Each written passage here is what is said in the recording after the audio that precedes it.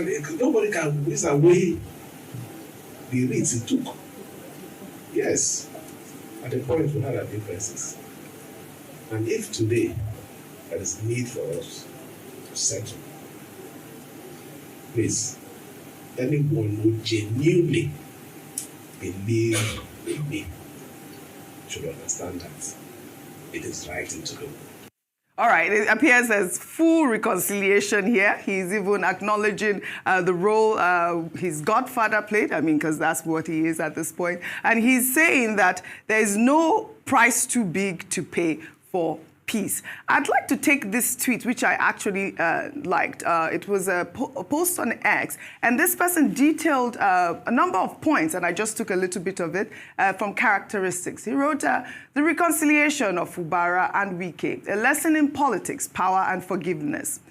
It was a political standoff that exposed the fragile dynamics of godfatherism, loyalty, and independence in Nigeria's democracy. Yet, in the end, both men chose a path less traveled. Reconciliation, this act of mending fences, is not a sign of weakness, but one of maturity, and it carries deep lessons for the youth, for politicians, and indeed for every citizen.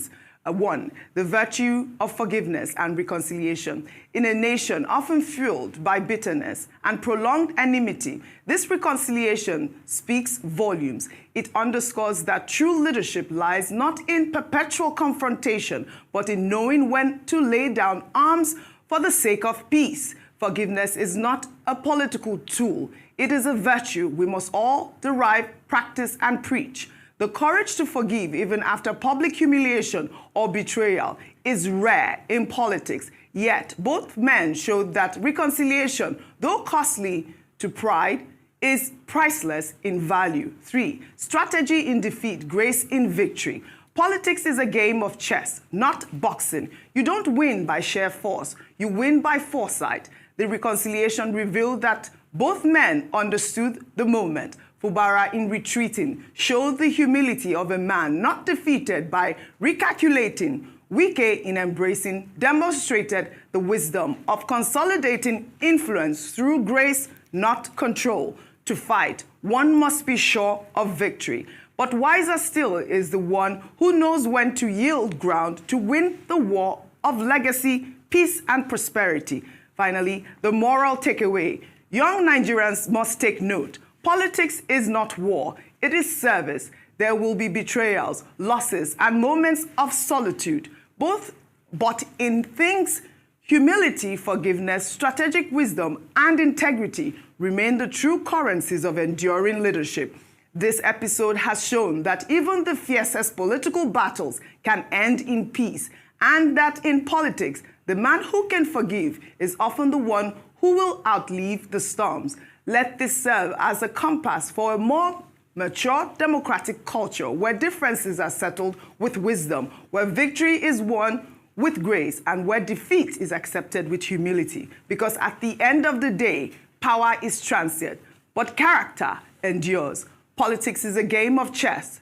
Play to win, but more importantly, play to build. I think he summarized a lot of points there. But I really did admire the tweet. And you disagree with the tweet, which is why, it's good for public discourse. I disagree with the tweet in entirety because the tweet does not even know the background story. Go ahead. Until we see the terms and agreements, there are many different types of deal. There's coming into agreement from a place of strength, correct, and there's a mumu deal. The mumu deal is when you are being subjugated, you are being battered and beaten, and you are forced to sign a mumu deal. So we don't know what Fubara signed. Maybe it's mumu deal or introspection and coming into agreement. We don't know. Secondly, you are talking about character and morale. What is character in having a godfather? What's character in that?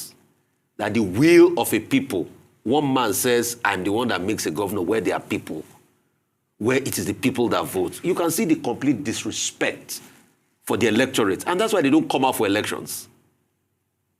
So what is character in that? What is character when one man says, l'état c'est moi, l'économie c'est moi. I should be the one ruling the resource of the people. And whoever I put there is there.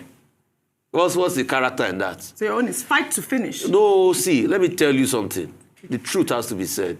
Me, I don't have time for igberigbe and mess. What does that mean? Igberigbe is rubbish and stupidity. See, let's call a spade a spade.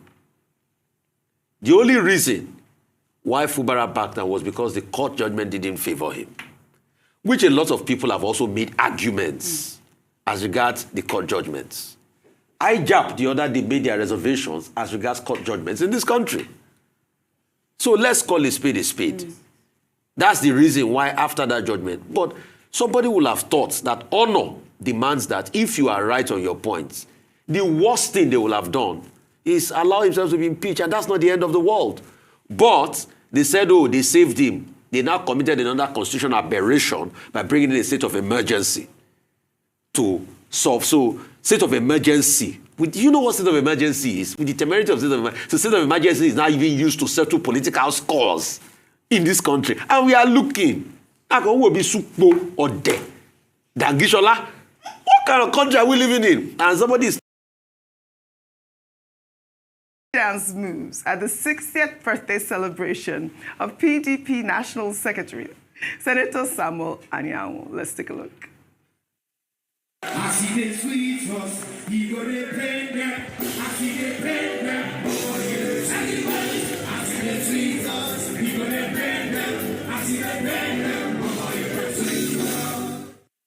That's the crack of our viewers. Happy 60th. He gonna pain them. I see the sweet us. He gonna pain them.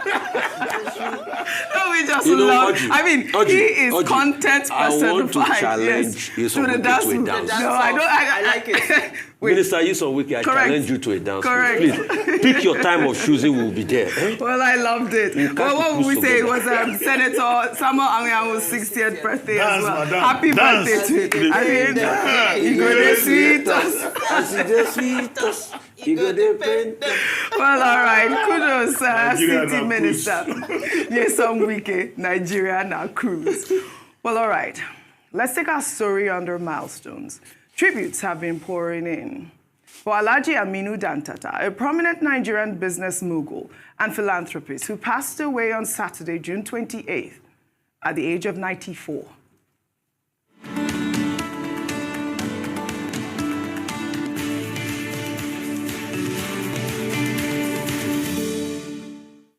Alhaji Aminu Dantata was a towering figure in Nigeria's private sector, known for expanding his family's business empire, Al Hassan Dantata and Sons, into various sectors, including construction, petroleum, finance, manufacturing, and real estate. He was born in Kano in 1931 into the renowned Dantata trading family. He inherited a legacy of entrepreneurial excellence pioneered by his father, Al Hassan Dantata, one of West Africa's wealthiest merchants in the early 20th century. Dantata was also a key player in the establishment of Jais Bank, Nigeria's first non-interest banking institution. Beyond his business acumen, he was widely respected for his extensive philanthropic work, particularly through the Kano State Foundation, which supported education, healthcare, and entrepreneurship. Dantata held various public sector roles, including serving as Commissioner for Economic Development, Trade and Industry in Old Kano State, and was a member of the committee that drafted Nigeria's 1979 Constitution.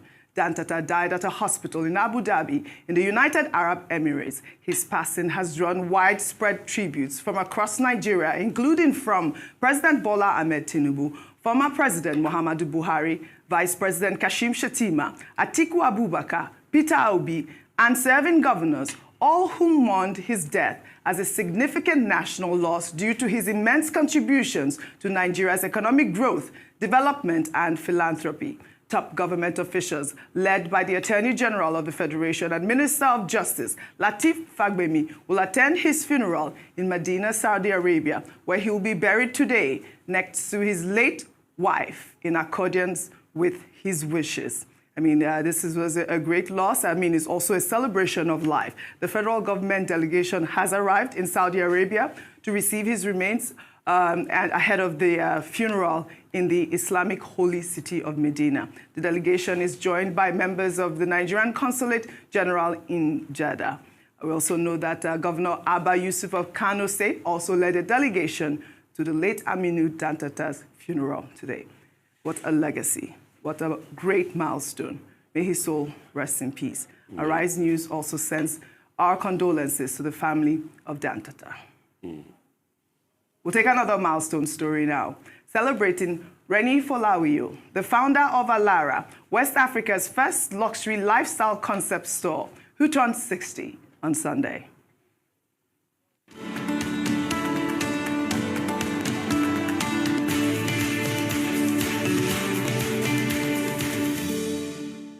Reni Folawiyo was born in London to the late Chief Lateef Adegbite, former Attorney General of Nigeria and former Secretary General of the Nigerian Supreme Council for Islamic Affairs.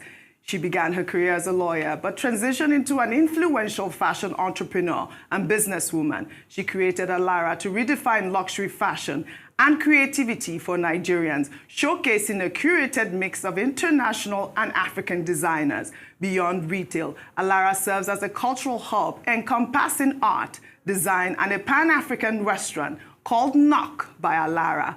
Folawiyo's vision for Alara extends to celebrating and elevating African creativity. She actively supports African talent through initiatives like the Emerge Alara competition and the Alara Table for Young Designers. Her work with Alara has garnered international recognition, including her inclusion in the Business of Fashion's 500 list, which identifies key figures shaping the global fashion industry. She was also named one of the women making impact in Nigeria and across the world by This Day and Arise Media Group. I thank the Arise team and Prince Nduka Obaigbana for giving me this honor. And I dedicate my honor to the dynamic, creative community that I serve, that I dedicated my life to. They have the power to change the course of our nation and that of the continent. I thank my dear husband, Tunde, who is here tonight, my children, my family, and my friends for the immense support that I've got in the last 10 years. I appreciate you all. Thank you all and have a good evening. Happy birthday to you. Happy birthday to you.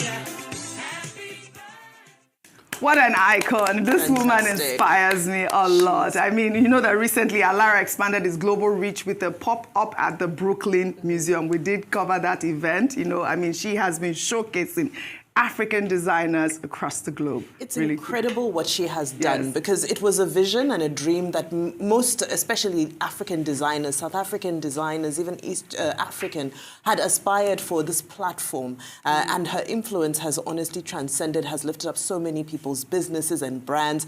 David Tlale yes, in South Africa, a number of them. And I love also the partnership she does with organizations like NBA, the National Basketball Association, where they've done various events around the continent. So just a true icon of Pan-Africanism, yes, and showing us what culture and fashion can really do to put us on the map. Just Happy a birthday small to her. footnote. Yes, go ahead. For record purposes, she's from Ogun State, from Abeokuta. All right, very good. The daughter of the illustrious Dr. Lateef Adegbite. You see Ogun State. Yes. We always produce icons. Okay, today, Ogun State, no, they carry last. Today, what can I Congratulations. say? Congratulations. And it looks like everybody yes, is 60 this yes, year. I know, I love it. What a milestone, what a milestone. Happy birthday, Reni Folawiyo. We'll take our good news report now, highlighting Nigerian documentary filmmaker Joel Kachi Benson, who made history by winning an Emmy Award for the Disney original documentary, Madu.